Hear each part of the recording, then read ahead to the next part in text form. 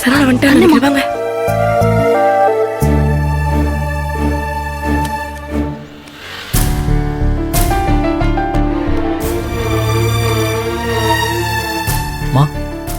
அண்ணா, என்னப்பா முகமெல்லாம் வாடி இருக்கு? பூங்குடி எங்க?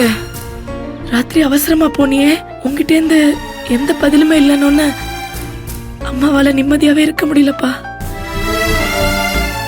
உனக்கு என்னமோ ஏதோ நம்ம பயந்தே போயிட்டேன். என்னப்பா என்னாச்சு? இந்த வழியா ஏதாவது பொண்ணை பாத்தீங்களா? இல்லையப்பா, நான் யாரையும் பார்க்கலையே. வேற எங்கேயே தேடுப்பா. அண்ணா, இந்த பொண்ணு தாங்கண்ணா. இல்ல தம்பி, நான் பார்க்கல.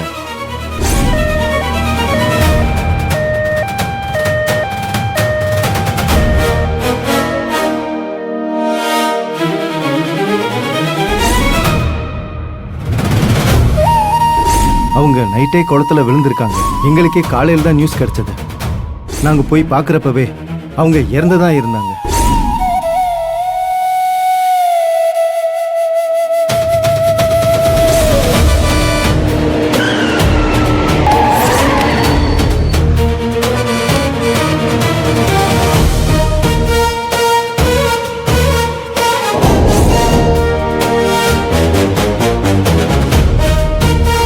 அவங்க வந்து மருமகளே நம்ம வீட்டுக்கு வான்னு சொன்னாதான் நான் வருவேன்.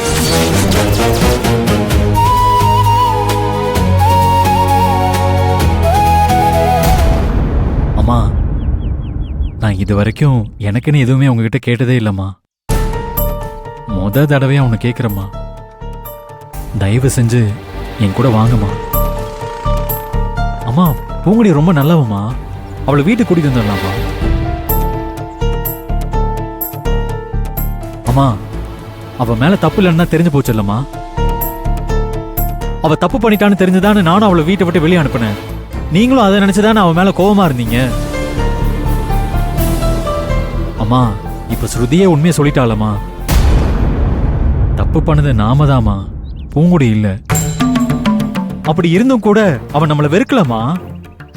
அத்தை வந்து கூப்பிட்டா உடனே வந்துடுவேன்னு சொல்லிட்டாமா. அம்மா, அவ மேல நீங்க இன்னும் கோவமா இருக்கீங்கன்னு நினைக்கிறாமா.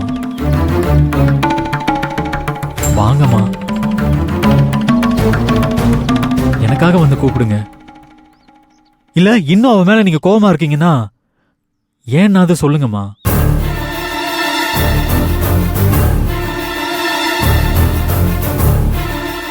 சரவணா, நானும் உன்கிட்ட ஒண்ணு கேட்கவா? கேளுங்கம்மா, என்னம்மா வேணும்? எனக்குன்னு எதுவும் இல்லப்பா. உன் தங்கச்சியை மட்டும் நீ நல்லபடியா பாத்துக்க. உன் கையாலேயே கழுத்து நெரிச்சு கொன்னு போட்டுடு. கொன்னு போட்டுடு. அம்மா, அம்மா, என்னாச்சுமா? ஏமா நீ இப்படி எல்லாம் பேசிட்டு இருக்க? ஏ மகேஷ்,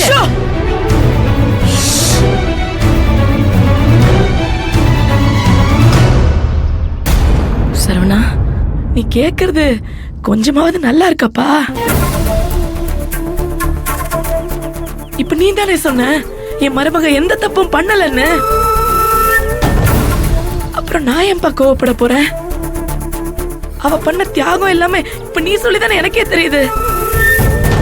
நம்ம ஸ்ருதிய காப்பாத்துறதுக்காக தான் இத்தனை நாளா தவிச்சிட்டு இருக்கான்னு நீயும் ஸ்ருதியும் சொல்லிதானேப்பா எனக்கே தெரியும். அப்படிப்பட்டவ வீட்டுக்கு வரக்கூடாதுன்னு நான் எப்படிப்பா நினைப்பேன்? நான் கூப்பிட்டேன்னு வையேன், அது தப்பாயிரும்.